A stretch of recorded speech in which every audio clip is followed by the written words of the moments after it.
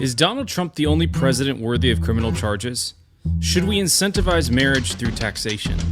And do the ends justify the means when it relates to liberty? We'll answer these questions and more on today's episode of Good Take, Bad Take. Hey friends, welcome to this episode of Good Take, Bad Take. This is the podcast where we find takes from all across the internet and we give our opinions on whether we think they're good or bad and try and support our arguments. My name's Britt and I'm here with my co-host Donnie. And before we get started, make sure to like, share, subscribe. You can find us on Instagram at Good Take, Bad Take Pod and on Twitter and YouTube at Good Bad Take Pod. Without further ado, let's get into the first take, or I guess takes of the day. So we've got two Twitter users or ex-users posting. Charlotte Clymore with a Ukrainian flag in her name writes, "You know who's never needed to get a mugshot taken? Hillary Clinton." And then Scott Dworkin follows up with a picture of Obama and Biden. "I like presidents who never had to come up with bail money." Obviously alluding to Trump saying, "I like presidents who never got caught," alluding to John McCain. What do you think? Well, I think that you can probably gauge the quality of the take based on the Ukrainian flag in the name there. But yeah, no, this is both bad takes, and they operate under the assumption that one, the law works as we are told it does, and two, that and then assuming that is the case, which it's not, but let's assume that's true, that the law works in the way that it does, or that they tell it does, for people up at the top as well. Yeah. And I think those are two distinct things that are different and both false premises that this kind of justification for why you do or don't like a president, or using this as sort of a gloating point, operates on both of those. So the first, which is maybe the simpler one first, which is the law applying to the people at the top and the bottom equally. That's just patently false, right? We've probably been, sounding like we've been singing the same tune for so long, but there are so many things that if you looked at the plain letter of the law, there were so many things that you could get presidents, officials, bureaucrats, politicians of every party and stripe, you could get them on if you really wanted to. I mean, the fact that James Clapper is not in prison is one of the biggest disgraces to the country, if you were to interpret the country as following the letter of the law perfectly like that, right? Colin Powell bragged that he knew that there were no weapons when he testified that there were, but he was putting his patriotic duty ahead, or whatever, it was. So if you wanted to actually uphold the law equally and it operates in that way for the same people at the top as it does on the bottom, then all those people would be arrested. So saying that, like, who's never needed it is Clinton, and I like presidents who don't have to come up with bail money. It's like, that's not extraordinary. What's extraordinary is that Trump is being put in this situation, and that should trigger the question why. Not, he's just so bad that, do we really think that, Trump, telling the governor of Georgia to go find the evidence that I think is there, do we really think that is a worse crime than unilaterally bombing countries with civilians in it without declaring war, or setting up an apparatus that spies on every single U.S. citizen? Like that's a wild take to me. But the second thing I want to say before I pass over here is just that also assuming that the law works in the way that they say it does. And that to me is that people have this understanding that not only, and again, you can hold to one or both of these. They're not mutually exclusive or mutually synergistic. You can hold to one or the other. I think they're both false, though. But you can also think, okay, well, so, the law doesn't apply equally to the top and the bottom, sure, but we do have a rule of law, at least for most of us. And I don't think that's true either, because you look at the due process that was denied everyone in January 6th, and those are just regular people. So many of those people didn't even walk into the Capitol building. They were merely present, and they were charged with things that were so insanely out of the ordinary and they, again, never got due process. Or you look at people who have had their lives ruined. We went over sort of a tweet thread of people who, the feds came in and destroyed their property. And then, they would normally be under some sort of obligation to pay them back, but the feds just refused to for no reason other than it would make them look bad. There's countless examples of laws being applied in ways that people with sort of ideologues want to apply them. I mean, again, one that is near and dear to me is the fact that Washington State passed a capital gains excise tax, which is a contradiction in terms. There's no, if you understand tax law, there's no way you can define a capital gains tax as an excise tax. But because we have a legal prohibition on an income tax in the state that this would have violated, the court ruled it was an excise tax. And in their decision, they started out by saying how, there's been history of racial and minority injustices in the way that we've done taxes. So that tells you where their ideas, it's not from a strict ruling of the law. It's, we want to get to this end. How do we manipulate the words and the processes to get there? So I think both of those things factor into why Trump is where he is. It's not because he's this horrible criminal that's an outlier compared to these other people like Clinton or Obama or Biden.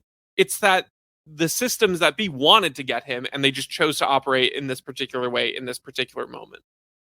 Yeah, the first take that I read, the one by Charlotte Clymer, Ukrainian flag, where it says, who's never needed to get a mugshot taken, Hillary Clinton. I had to make sure that this wasn't a parody account, because if it was said sarcastically, it would be actually a very good take, because I think everyone kind of universally agrees that the Clintons are fairly corrupt, and there's probably a zillion things you could get them on. I mean, the entire joke about if you're a friend of the Clintons, you're going to get suicided, or your chances of suicide go up 400% or whatever it is pretty funny. And like I said, universally accepted. And so what's the reason she has never needed to get a mugshot? Well, it's because there's a rule set for her, and then there's a rule set for the rest of us. And this is the same thing, with Obama and Biden and George W. Bush, and every president for as long as we can remember has done things that are like violate the law of the land, but they're not held accountable for it. I don't know if you listened to Dave Smith's appearance on Joe Rogan earlier this week. I did, He made a great point. He's like, look, like there's not been, if you want to charge any president with anything, the easiest thing to get them on is if they declare, quote unquote, a war or send our troops into another country without congressional approval. And oh, by the way, the last time Congress approved us sending troops to another foreign country was World War II. And so it's like, well, what they say is they're like, well, it was just, it was like a military action or use of military force in these other countries. It's like, okay, so every time we talk about in every single historical book in school, in every single documentary, when we refer to Vietnam as the Vietnam War, like they're referring to it wrong. It's just so funny. And that's, I think, gets to the crux of the matter, which is Americans and everyday people operate with the axiom, like you were saying, that the law is uniform across all stratas of, commoner to elite, that the same laws, and this is what they'll say, no one is above the law. The same law that applies to you and I also applies to Obama and Biden and Hillary Clinton and Trump. And if you or I did something like what Trump did, which is we called the office of the governor in Georgia and said, hey, I need you to find these votes, or I need you to find corruption or whatever, they're trying to get him on. Like maybe you could justify and say that you and I are guilty or whatever, but I guarantee you that some president in the past 50 years has done something like that and not gotten charged for it. And we know for a fact that presidents in the past 50 years have done far worse than that. I mean, that's, they might say at worst, that's like trying to commit treason or insurrection, against the United States. But there are presidents who have murdered United States citizens within the last 10 years without any sort of court date, without any sort of actual judge making a ruling or jury, a jury of their peers making a ruling that they're guilty. Obama unilaterally decided to kill a U.S. citizen without any of that, and he's not charged or anything like that. So that axiom, though, that they hold, that it applies from commoner to elite, it would be very, very painful for us to come to the conclusion that that's not the case, because so much, and this is what that whistleblower on Tucker Carlson said, it's all a lie, right? The entire 100 years, 200 years of us having these elites in charge and operating the way they want to, but telling us like, no, we're all patriots and we're all doing the best for it. And John McCain, is a hero that only loves his country, and he's not actually a bloody monster that just wants to kill people over in other countries.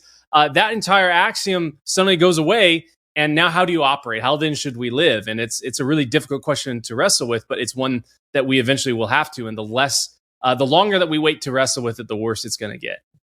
Absolutely right. All right, moving on to our next one.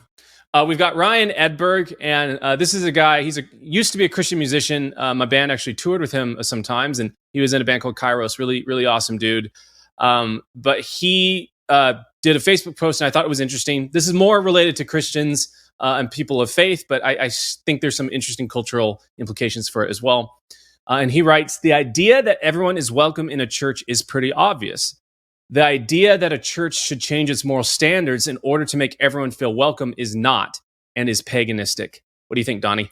I think that's excellent. And frankly, even if you're not in a part of the church, even if you're just coming at this from an ideological standpoint, you can substitute some of these things for other, like if you're talking about even like libertarianism and the Libertarian Party, you could substitute those in, and the principle is the same, which is, yes, usually the hallmark of a good take is, somewhere where the take itself can be applied with the principle itself can be applied into other things, and it still holds true and is good. So I think that this is right and accurate, because at the end of the day, the more sort of things that you compromise on, and as a matter of compromising holistically, not make allowance for temporarily. I think that those are, let's say, for instance, you have a church and you have a dress code. It's one thing if someone wanders in who's not in dress code and it's their first time, and they've never been, and welcome them in. I think that's fair. But the more that they keep going, the church shouldn't then just say, well, we're going to drop our dress code because we want this person not to leave. At a certain point, the purpose of a church is to have people themselves be reformed and changed and live up to that standard. And so, depending on the level of conduct being asked or being contributed, you should have room for toleration to a point, but you shouldn't change your fundamental DNA and your standards to conform to that, because otherwise, then what do you have but other than sort of a glorified social club, which unfortunately too many of the mega church places we have today end up being, I think. Yeah, the concept of someone who doesn't believe what you believe coming in and assigning, because being welcoming or making everyone feel welcome is a moral judgment. There's a spectrum of what that means and where it should rank within certain principles that you've got. And I don't think anyone would say that, like, well, making someone feel welcome is more important than making sure someone doesn't murder someone or whatnot. Like, we would all recognize the hierarchy of moral values that come about.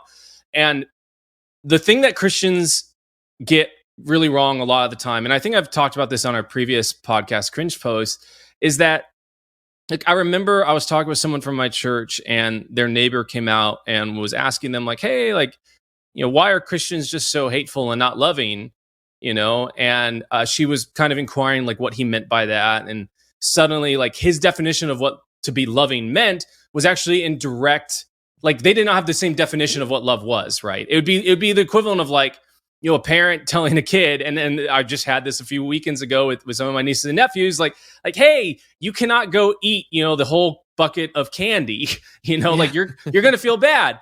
And, like, I remember my niece was like, why are you being so mean to me? And it's like, well, I'm actually not being mean to you. I'm being really nice to you, and she kept saying, because her mom will tell her, like, if she was being mean to her brother or something, like, hey, be nice. So she, every time I told her, you can't go into the pantry and eat all the candy, she'd be like, you need to be nice, Britt. And it's like, I am. You just don't understand the implications of what this is. And not to say that, like, an adult is the equivalent of a child or a child's the equivalent of adult in that way, but, like, there's different definitions of what it means to be nice and good and forthright in that moment. And we don't see eye to eye. And it would not be correct for the neighbor who was talking to this woman from my church to be able to force her to conform to what their definition of love is. And so in that same way, like, being welcoming to people is a tenet of Christianity. Like, everyone is welcome to come to the church, but being welcoming is not the same as changing our moral standards and reassigning different hierarchies of where those morals rank. Specifically, in the Christian church, things in regards to sexuality and fornication and worshiping idols and paganism and all sorts of things. I think in Acts it talks about, there's a little bit of disagreement between the Messianic Jews and the Gentile Christians that were all part of the same church, but had different views on how they should live out the law. And they eventually arrived at the conclusion, it's like, hey, like, yeah, like, everyone's going to kind of live out some of their things different ways, whether you're circumcised or not circumcised, or whether you eat pork or don't eat pork. But, like, some of the core things are, like, you got to believe that Jesus Christ is Lord.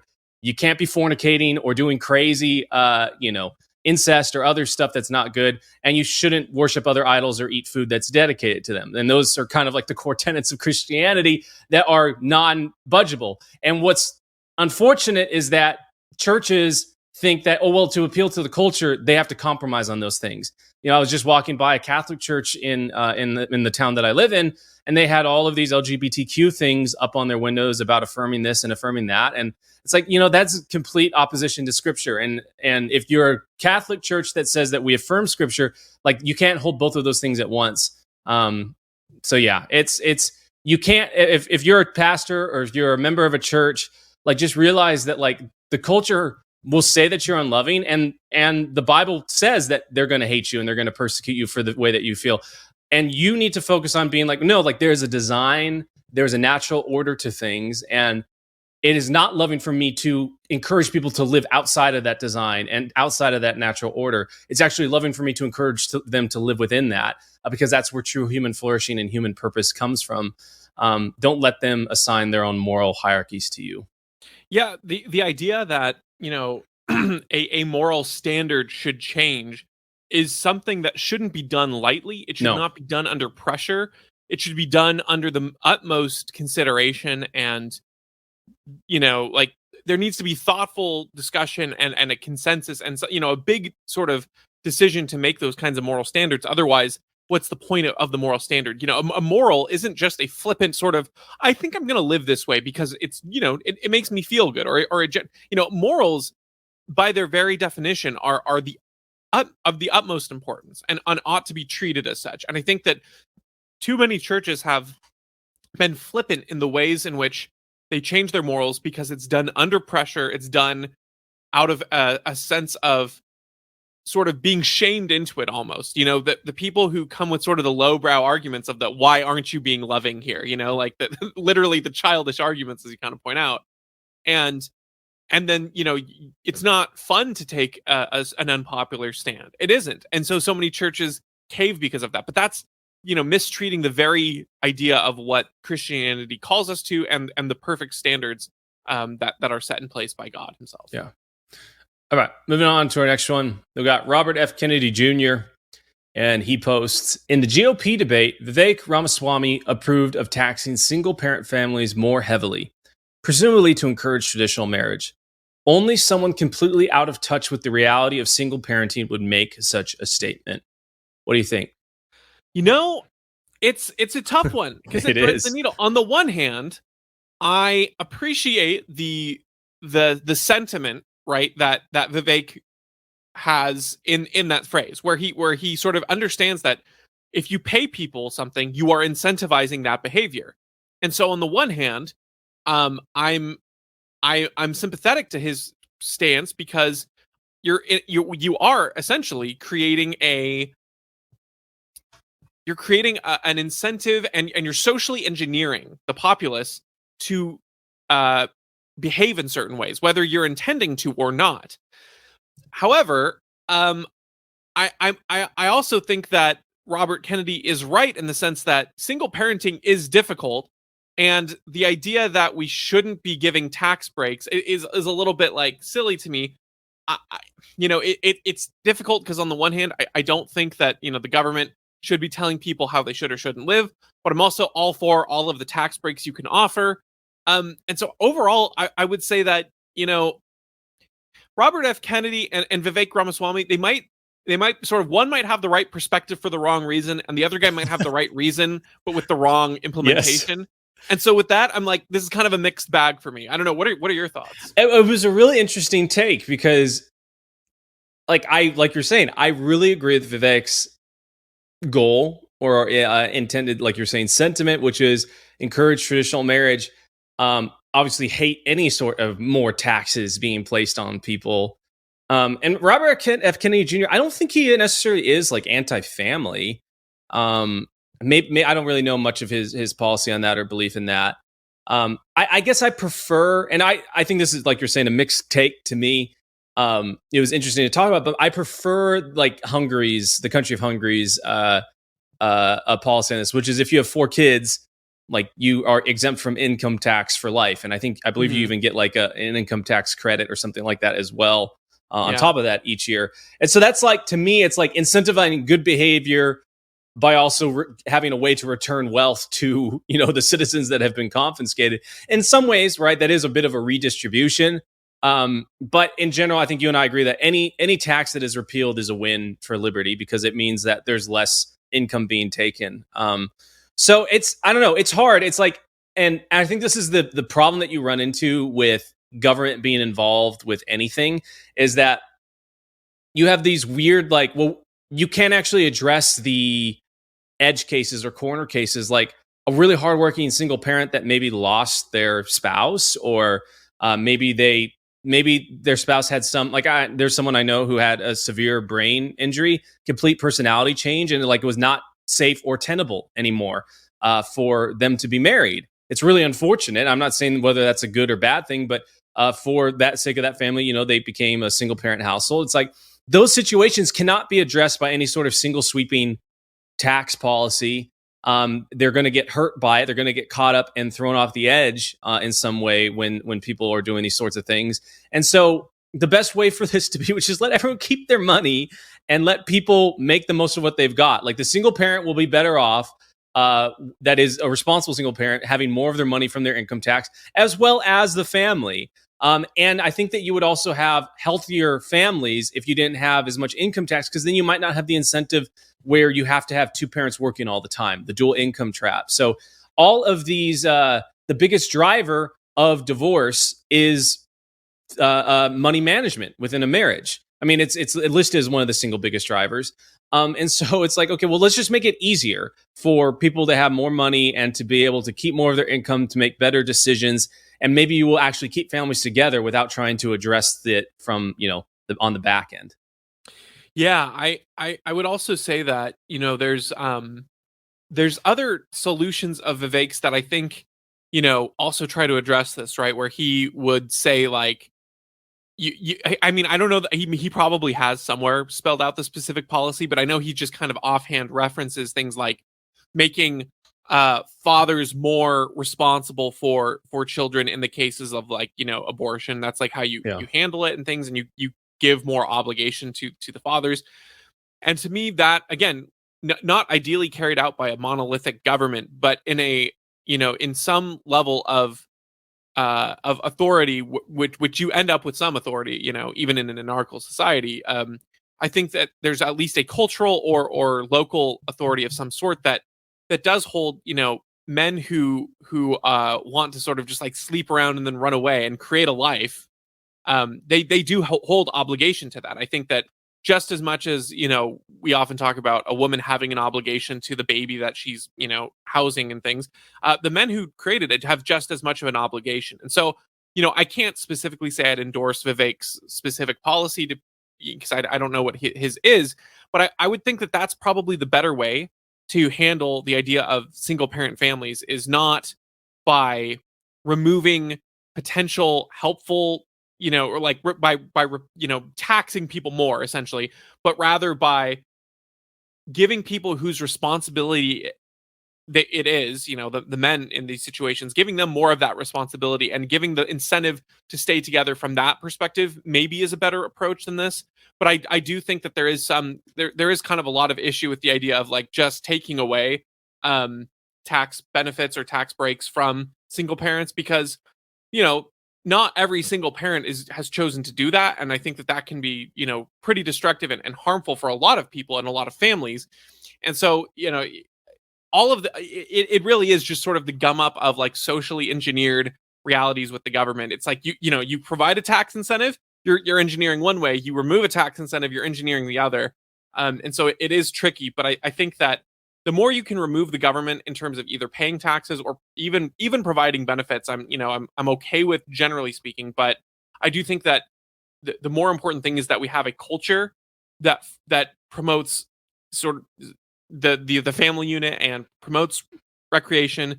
And frankly, a lot of this would already be assuaged if we had a culture or a country where prices weren't going up so much and housing was not so unaffordable and unattainable. I feel like a lot of people are scared of the commitment of family life and of raising children because things are expensive and because the sort of top corporations and government have been colluding to keep so much of the wealth. And so, Mm. yeah, I don't know. I think that, trying to tackle the epidemic of single parenthood by removing the tax benefit, I don't think that No. I don't think it creates the incentive you think it does, because the pictures are much broader. I think it does. There is incentive created by giving that tax break, but I don't think that that's the primary driver. And I think that you don't get the primary fix by removing that. That's a fantastic point. Like in manufacturing, there's this term called RCCA, which is root cause corrective action. And if you're managing any sort of really, really large, massive operation to manufacture something complicated, like a lot of times you can see an error or an inefficiency at one point in the line, but it's actually created by something much further up the line. And so you literally have RCCA practitioners, lean practitioners, that are trying to find that.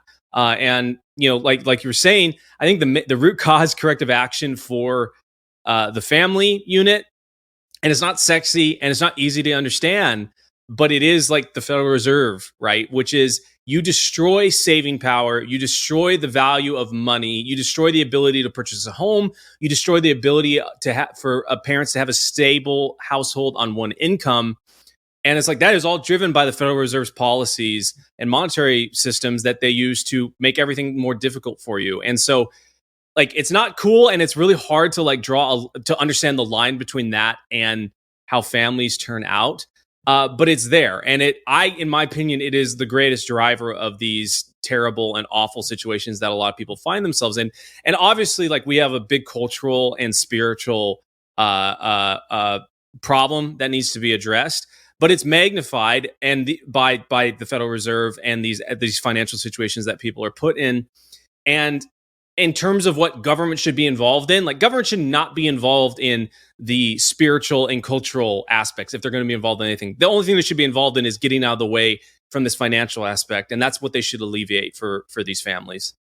Yeah, I think that's right. I guess the last thing I'll add on to your point is that, like, we can acknowledge that the financial side exists and the cultural side exists, right? It's not like you have to pick one lane or the other as to why, single parenthood can be on the rise and ways to help prevent it. But I do think that without the cultural aspect, even if you make things more affordable, you're not going to get it. And if you make the cultural aspect perfect, that's fine, but it will still be more difficult for people without the financial aspect. They kind of go hand in hand a little bit there. Yeah. So you kind of need the government to fix the mess it's created. And you also need the culture to step up and for people to start recognizing that, like, families that stay together are producing healthy members of society, and broken homes really are oftentimes contributing to some of the more difficult people and situations. And that's not the fault necessarily of the single parents trying their best. That's really not. It's not an indictment on all of them. But just the instability makes it a lot harder for a child to get the attention that they need and deserve, because children are a big obligation. Yeah. All right, moving on to our next one. We've got the Mises Caucus X page or Twitter page. I don't like saying X page because it just sounds... It sounds so bad. Sounds not good. Twitter page. And they write... I'm a holdout. there is about to be an increasing number of people in public wearing masks. This is not for their health. They do this to signal loyalty to regime narratives. Use this time to make a note of those in your life who are blind order followers. They are the ones who will turn you in. What do you think? It depends on how far you want to go with this. Yeah. I think it's a little dramatic in the sense that also, like, you don't need to start accusing every single person in your life who's wearing a mask in a silly way, like, oh, you're going to turn me in and become this paranoid schizophrenic. That being said, there is some truth to it.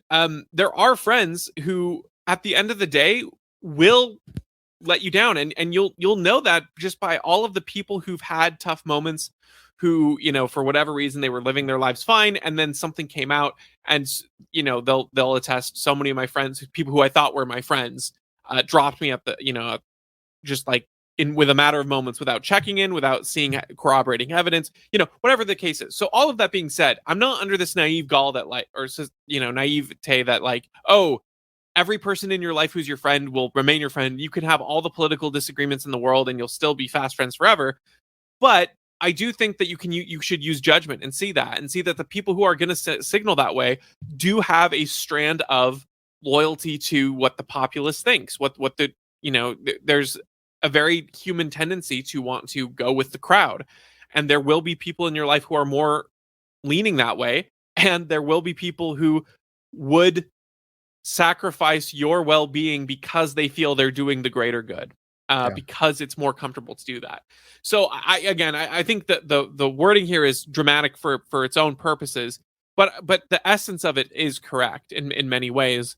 And if you're, even if you question the first part, like a number of people who are in public wearing masks not for health but for loyalty, that's clearly the case because people do it in their Twitter bios with the Ukraine flag. No one's actually being helped in Ukraine by everyone on Twitter having little Ukrainian flags in their bios. It's all a social signal to make sure that everyone knows you have the correct opinion on the current issue.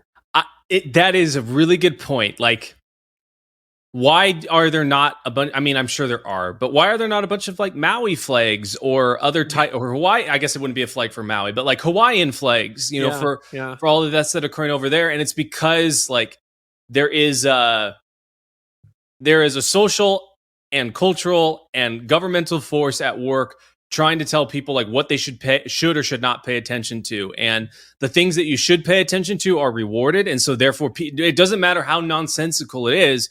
People will put the Ukrainian flag in their profile and they'll post about it. And it's like, it's like the regime wants you to pay attention to it. They want you to signal on that. They want it to make it attractive and easy and awesome for you to do that because it's funding their buddies at Raytheon and Lockheed Martin.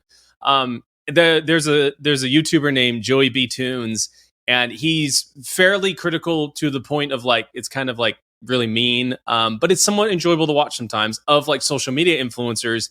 And he did a bit on it was like 5 minutes of social media influencers like wearing the Ukrainian flag or, wearing a really skimpy outfit to signal their support for Ukraine and stuff. And just how nonsensical that is. It's like, what are you actually doing to help, any of these people by wearing that? And you're not. And it's the same for the masks. I have family members that have severe autoimmune issues or had some health issue that they would genuinely be in a very scary position if they did get COVID. And they took all of the precautions of wearing an N95 and doing all that proper stuff. So it's like the sweeping assertion that anyone who wears a mask is obviously wrong because there's people that it does make some sense about. And it's like a very, very, very, very, very, very, very small minority. But I think this is a good take in general because like on Twitter, at least, like it's governed by the extremes of both sides. And the only way you shift kind of the talking points one way or the other is by being a little bit over the top on one thing. If I had someone say this to me in my personal life, I would think, I don't think you should be saying it that way because that's a little bit much. But what's crazy is there were people that said the exact opposite of this in terms of extremeness on the mask side and the vaccine side to me all the time in my personal life. Right. So the extreme of like, I don't think you should be allowed to leave your house if you don't have a vaccine. I don't think you should be able to go to the grocery store if you haven't had a shot in the last 6 months. Someone literally told my wife that even dogs are forced to get their shots, which is pretty crazy. That was a crazy thing to say to someone. So I had a coworker this is from several jobs ago telling me that, like, oh no, like if you don't wear a mask out in public, like I think people should be able to beat you up. And it's like, dude, like you shouldn't say those things. Like, do you hear yourself? And that's the problem of buying into, and this is kind of going back to the first take that we did, like this axiom, this belief that the people at the top are all governed by the same rules that we are, and therefore they also have the same like perspective on morals and rules and the same motivations that we have. So if they're telling us that we should do this and they're telling us that people who don't wear masks or who don't do vaccines are evil, then they must be.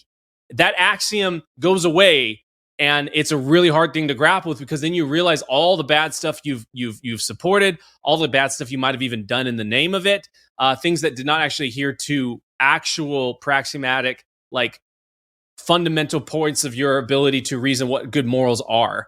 And it's really scary once you leave that, but it's important. And so the mask is an indicator of that. I also like to just go by like what people say to me.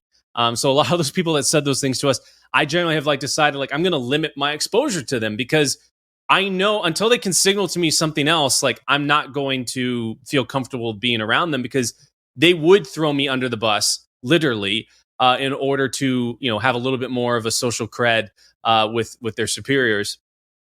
when I say, people that signals things and then have changed their tune, like there's a UFC fighter named Sean Strickland, and in early 2021, he actually made like a video because his manager told him to, about like, hey, you need to, social distance and, mask up and all this stuff. And it was really cool. About a month ago, he came out and he just apologized. He's like, look, I said it because my manager told me to do it, and I'm going to have to live with that regret for the rest of my life. Like, I do not hold that perspective anymore. And, I'm not going to be wearing a mask or telling anyone to wear a mask if they try and implement this again. So it's like that type of signal is a good signal, right? And just because someone wears a mask today, or maybe they say something that you shouldn't, say to you today, doesn't mean they can't change in the future. So like in your personal life, like we are winning liberty by convincing people on an individual level. And so I wouldn't be so hasty as the Mises Caucus is saying to like write people off. But I would limit exposure in some ways until for the sake of my family and the safety of myself. Yeah. No, I think that's totally fair.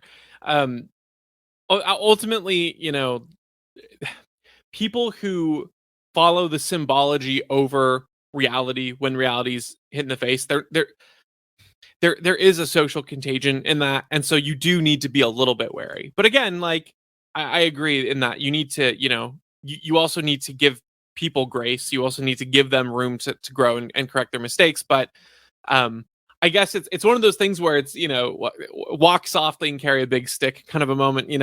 Just don't let yourself get taken advantage of. Don't be naive, but also I would say don't be so prickly that you I don't know, have sort of the alienating effect that maybe some of the people that you've talked to. I mean, can you think from a PR perspective? Imagine, even dogs take their shots, or you should beat people up who don't get vaccine. Like that's not a good PR move. No. And as easy as it is for us to sort of sit back and gawk and say, how could they say that? Sometimes people will take things that are well-meaning from our side and also use them to be discouraging. Sure. or so that's the only thing I'd caution for. But being wary is never necessary. Is never a bad thing. To be aware and to be cautious, maybe in who you're trusting in times like this. Just because, people have been pretty crazy about it. So, all right, moving on to our last one, we've got a Twitter exchange between Austin Peterson and another Twitter user. Austin Peterson writes, I left losertarianism behind and I've adopted new strategies and tactics to achieve the same goals. Individual liberty is too important to continue doing what we have done that hasn't worked. Freedom won't be defended by those without the will to do what is necessary to secure it. Someone replies, quote, losertarianism, the duopoly has rigged the game against all third parties. Ballot access, debate access. Give the LP national candidate a voice in the presidential debates and ballot access, and I guarantee the party will succeed. And then Austin replies to this, if you're not cheating, you're not trying. No one will give you anything.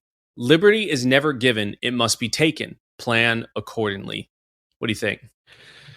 About Austin specifically. Yeah. Well, I was going to say, it's funny because I don't think the reply is very strong from the person. I think it's a bad take. I think Austin's take is bad, but it's understandable. Yeah. Austin's always been a little bit more of a sort of, I don't know, aggressive libertarian, maybe is the right word to say. Having him fall into this kind of talk and this kind of perspective isn't the most surprising individual, in my opinion. It's not like Dave Smith or Tom Woods going over. Yeah. Austin's always been a little bit more inclined this way, in my opinion. But to see him full on embrace it's a little disappointing. I think the thing is, like, this to me is the classic quote unquote post-libertarian perspective in many ways. A lot of the, I used to be a libertarian, but then they were feckless and therefore I need to do something else. And that's not to say that there's nothing to that. I do think that it's at times very frustrating to be a part of anywhere, around libertarians and libertarianism. It's very individualized, and so that means people have a lot of disagreements about what does or doesn't count. There's a lot of people who are culturally left in libertarianism that try to push those values on you that way or not. But all that being said, at the end of the day, what I get from his take here is, if, because the other side is, throwing bombs at us, we have to throw bombs back at them. But in that, in that scenario, it's like, to me, it's like, yeah, but then everyone just blows up because none of it works. All you're doing by saying, oh, we have to adopt their tactics, we have to adopt their perspective and strategy to win because they're playing dirty, is that then everyone gets dirty, is that everything falls apart, and then you have nothing good left. I'm not so naive as to think that there aren't times when you have to do undesirable things in order to get desirable outcomes. But I mean, and like, to steelman him, maybe that's the furthest he wants to go, is sort of saying, like, sometimes you have to go to war to defend peace, kind of a perspective. But to me, the problem is that there's not a very clear and hard rule or line that, in my opinion, the post-libertarian crowd has put in place as to, okay, well, what's the acceptable amount of, cheating, as is the word he used, or lying and cheating, in this. What's the acceptable amount before you become just as bad as the other people? And at what point are you going to be able to stop the backslide of lying or cheating once in this case in order to further your ends? And then once you've crossed that threshold, how do you go from there? Was it a one-time thing? Is it only when you need it? And so to me, it's like, if you don't uphold the principles that you're fighting to defend in fighting for them, then the line is on you very much to define where your boundaries are and what principle you're following in breaking your principle. So, for instance, I think that I believe it was St. Augustine who developed just war theory. And, I'm not necessarily agreeing with every tenet of just war theory, but it to me at least does a good job of threading that needle, where he says, okay, look, we don't want violence, we don't want bloodshed, we don't want war. These things are bad. However, here are the specific instances in which violating the principles of peace is necessary and just, and going further is not. And the reason why you go into these categories is because you need to defend this good thing. And so that's sort of a realist position, in my opinion, when it comes to politics. I would accept that. I just have yet to hear anyone with a coherent ideology speak, or excuse me, a coherent guidelines for that speak to why their ideology is justified and is just. All I heard is, well, if we want to defend liberty, we have to do it by force. And it's like, okay, but give me your framework, otherwise we're never going to get to liberty, because it's just going to be force. This when I was reading through this, it just reminded me of, Anakin Skywalker goes to Palpatine asking, like, how can I say Padme? Like, I want to get this power. And Palpatine turns to him like, you can't learn it from a Jedi. And it's like, I mean, that's literally what he's saying here, is like, you can't get liberty learning it from a libertarian. So it is just as disappointing. And like, the ends are good, but like, at what point do the means of accomplishing those ends make it so that those ends can't be sustained? And I think that any sort of strategy for, introducing more liberty and winning more people over to liberty needs to be sustainable over the long term. And I actually think we're winning in that way. I mean, if you think about the number of people at the beginning of COVID that were totally on board with it versus the number of people now that are not going to go along with it and are aware of this and awake to it. Heck, even the amount of people that think that like the government now killed JFK. I mean, that's like kind of an accepted thing in a lot of circles in the libertarian world, which is awesome. Like, there's a lot of cultural strides being made. And if you think about I think the steelman of this argument would be, well, look at the founding fathers, right? Their liberty was being encroached, even on, in some ways, less so than our liberties being encroached on today. And they took up arms and did some crazy stuff. Like you were saying, they broke their principle with the intention of reuniting with that principle. And they actually did reunite with that principle. Albeit they kind of went back on it within about 2 years of George Washington being president with the Whiskey Rebellion, which is kind of funny. But I mean, 2 years is still, I mean, today, that's a long time for them to hold their principles, consistently. But I think that the way that we win is through changing people's minds. And you think about places that, I can't remember, I think it's in Philadelphia, they've got a law that you're not allowed to like put a pie out on a Sunday afternoon in your window, or you could go to jail. I think there's even some cities that still allow you to beat your spouse if the stick is not any wider than your thumb. Like, the law is on the books, but obviously it's not enforced, right? Like, no one, if a police officer showed up at a house and someone was beating their spouse with a stick and intending to harm them, like, we all know how that would hopefully end with the police officer stopping that. So the only reason these laws are not upheld that are unjust and bad is because the populace doesn't go along with them, right? So even though there are laws on the books, like the way that you actually get the desired result that you want is to change people's minds. Because if enough of us believe something, if enough of us hold a certain principle, then eventually, like, yeah, no one's going to enforce things that the popular people, the populace support or don't support. And specifically, like with like COVID, right? Like cops knew that a lot of the things that they were enforcing with the COVID shutdowns were not legal, they were not constitutional, but there was no political will, and by political will I mean populist will, to like go against it. If they went against those shutdowns, then they would be going against hypothetically their state's willpower. I think it's going to be a lot different today. If they start, hopefully, it's going to be a lot different today if they start trying to implement these things. So you don't win people's hearts and minds by. Well, let me just say this. You don't win people who are going to be principally stance by taking unprincipled stances and trying to win them that way. And, I think to further Steelman Austin's claim, it's like you think about people like Dave Smith or Ron Paul or Tom Woods or any of these guys, like they have really good moral stances and they are going on a lot of really huge podcasts and shows and they have a really big platform and they are explaining our perspective and the details of our philosophy. And you could say that maybe they're not winning anyone over, or it's not winning a lot of people at the rate, but it's like, well, I'd say we're winning the right people over, right? Like we don't want people in the movement. We don't want people that are going to, flake out the second it becomes unpopular or difficult. We want people to be won over in the movement because it's principally based. And again, you don't get there by cheating. You get there by consistently being a happy warrior and making the clearest case for liberty that you can. And anyone that is resonating with that principle and wants to be principally based, you will eventually win them over. People who don't want to be principally based, they have some sort of selfish motive or they're not actually aware that it is important to have a principle. You're not going to win them over. And even if you did win them over, you're only going to have them for so long before they leave and you've not sustained your actual movement. Yeah, no, I think that's absolutely right. The biggest kind of example of that too is like, yes, I don't think that the Trump people are as bad as the media says they are. But if you listen to, the average Trump person in a lot of ways, they do want to swing the pendulum a little further back. I mean, like to the right than I think even Austin would be comfortable with.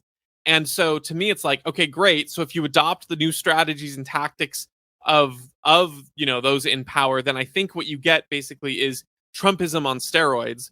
And at that point, then, the people who are in power with sort of conniving and ulterior motives will have an even easier time of putting you behind the bars because they currently have power. They're the ones currently in control and in charge.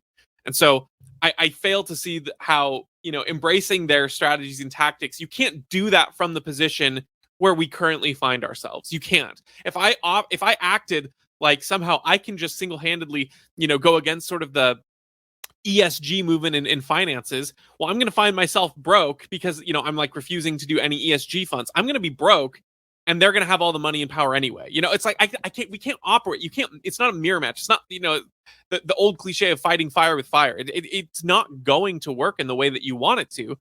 And, I can sympathize with the motives, but at the end of the day, you need to be realistic and recognize that just because the people in power use brutal methods doesn't mean that those brutal methods will work for you. And then assuming they do, then at what cost? Yeah. Yep. Yeah, absolutely.